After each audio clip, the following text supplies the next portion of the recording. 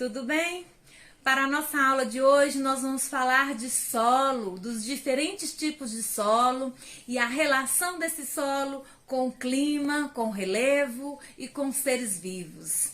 Para a nossa aula de hoje, olha só, vamos falar como que interage, como que interrelaciona e como que o solo estabelece essa relação. Olha só, para sabermos isso, vamos falar da importância do solo, como que ele é importante como suporte onde acontece as mais diversas atividades e desenvolvimento dessas atividades humanas, como também acontece o equilíbrio da natureza.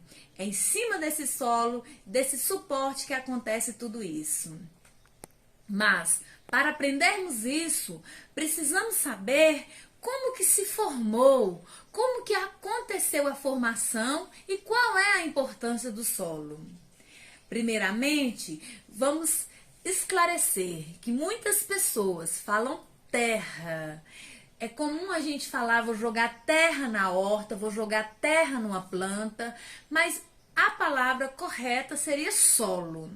O solo é a camada rica, viva, superficial da crosta terrestre, porque em torno do planeta Terra nós temos a camada chamada litosfera ou crosta terrestre, e a camada superficial é o solo.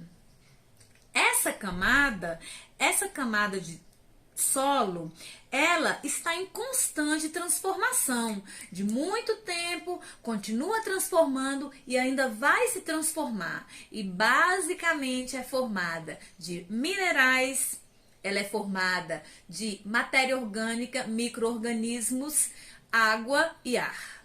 Esses são os principais elementos que compõe o solo. Às vezes o solo pode ser mais arenoso, argiloso, pedregoso, dependendo da sua origem.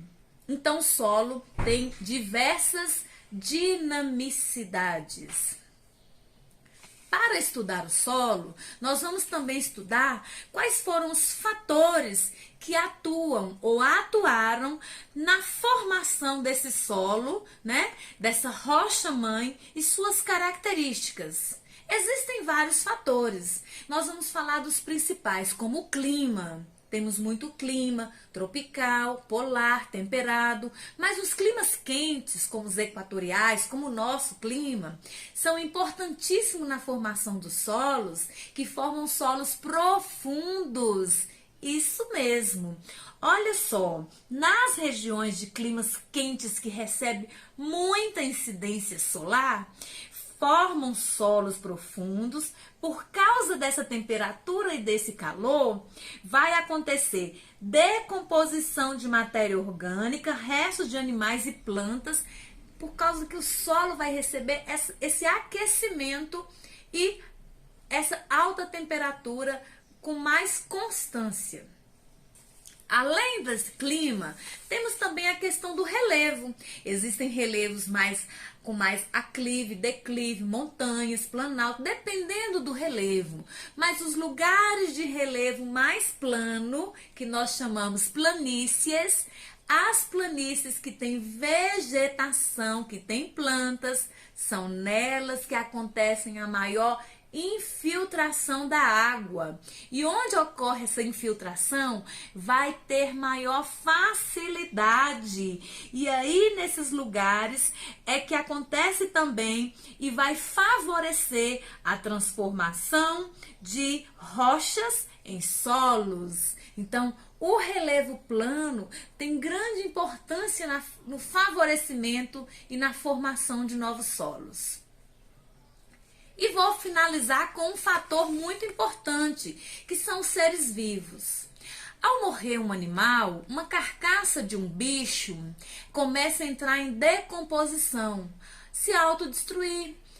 Ao se deteriorar e a matéria orgânica desse bicho que está morto, misturada com as plantas, com as folhas, e vai se misturando com o solo, começa então a inteirar-se misturar-se, decompor-se, e essa matéria orgânica misturada com o solo vai se tornar e vai formar ali um solo rico em nutrientes. Então, por isso que nós temos diferentes tipos de solo, porque até os elementos externos também podem alterar o tipo de solo em cada lugar. Pessoal, no nosso planeta, com cerca de 7 bilhões de pessoas que comem todo dia, precisamos de solo para cultivar, solo agricultável para as sementes. Mas precisamos também do solo para as atividades humanas, para urbanizar, para estradas. Precisamos também do solo para a natureza, para as florestas, para os animais viverem livremente, as áreas preservadas. Então temos que ter diferentes tipos de solo. Então, esse solo todo, muitos lugares dele são preservados e muitos lugares que o homem faz uso com as suas atividades antrópicas, temos solos férteis e solos não férteis. Muitos deles provocados por atividades inadequadas, excesso de agrotóxico, excesso de fertilizantes, excesso de pastagens. Porque muita pecuária pisoteando compacta o solo. Muito agrotóxico estraga e torna o solo infértil. Então, tudo no seu devido cuidado, é possível ter um solo adequado. Mas o solo tem a capacidade de se autorregenerar ao longo do tempo. Porque eu falei no início, ele está em constante transformação. Precisamos, então, cuidar do nosso solo, precisamos, então, evitar alguns tipos de ações antrópicas para não destruir o solo. Vamos lembrar que o solo tem horizontes, às vezes mais superficiais, intermediários, ou horizontes mais profundos. E assim podemos usá-lo, no caso, quando vamos fazer nossos cultivos, nossas colheitas, ou usá-lo para compactar, para a construção de uma cidade, de uma estrada, ou seja, qual for a função.